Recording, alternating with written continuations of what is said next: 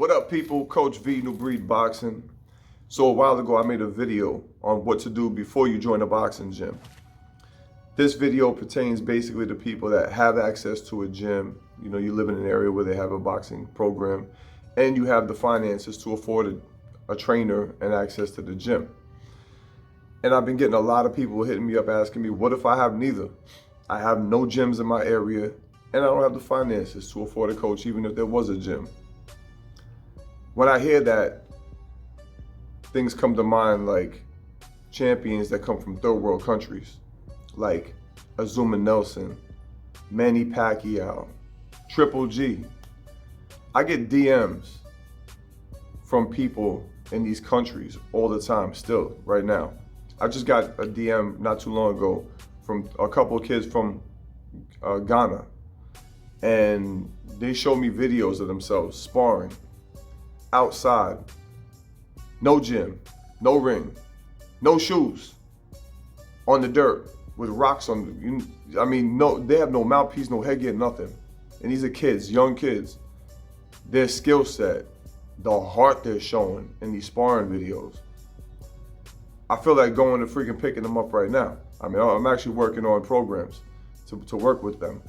I mean, they have nothing, and they looked like they, you know, like they're gonna make it. It's only a matter of time. I mean, they're already reaching out to me, you know what I mean, at this early of an age. I don't even know how the hell they even got access to me, you know what I mean, how they even found me. And that's impressive. The ambition from the training side of it to pursuing a trainer, that's what it takes, man.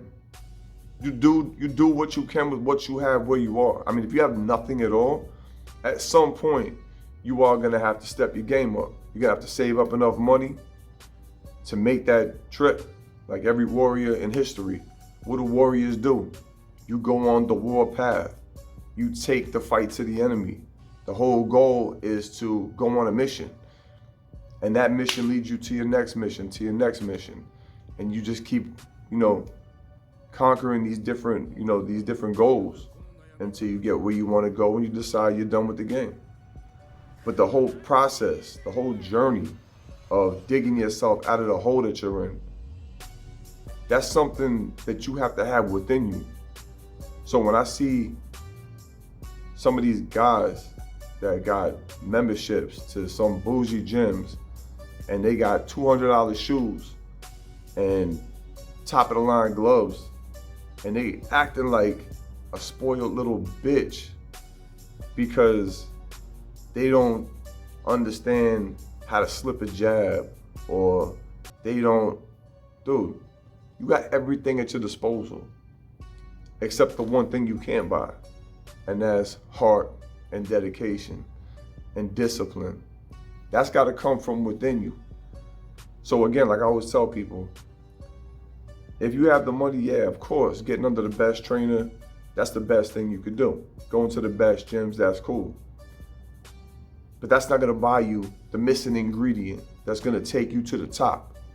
And that is an unquenchable desire to continue to progress and improve yourself.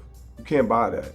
You gotta find that part of your brain where you're lacking and identify where you're slacking. I mean, it's amazing when I see some of these dudes I know, even from my town in Brooklyn and places like in America.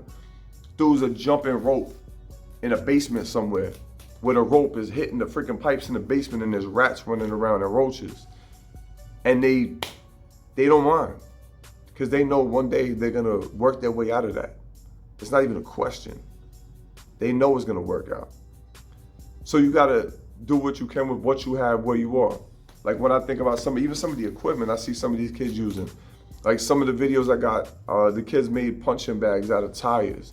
They made slip bags out of old clothes with rocks in it. I mean, if I was you, two things I would do definitely, if I had nothing, I would work on all my calisthenics and cardio. I would be 100% in top shape. You don't need anything for that. All you need is a floor and some gravity.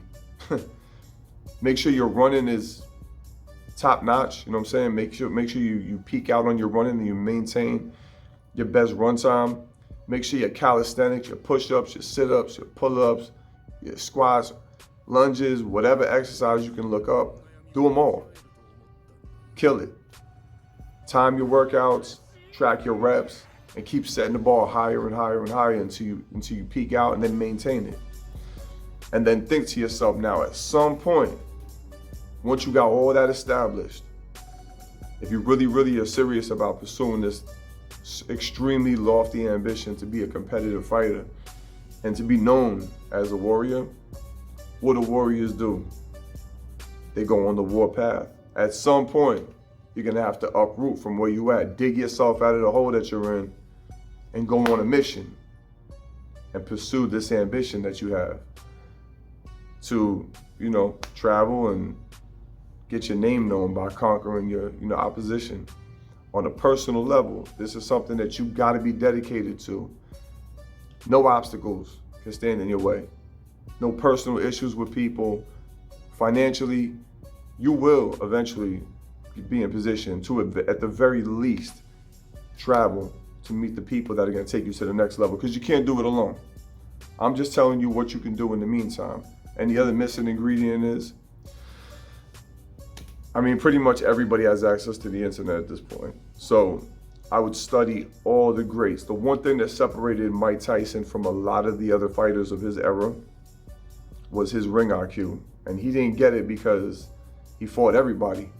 He got it because Cus D'Amato and I believe Bill Cayton had access to the largest library of boxing fights and fighters throughout history from the beginning. Old reels of footage. That was a gem that nobody really had access to at that time, like in the 80s.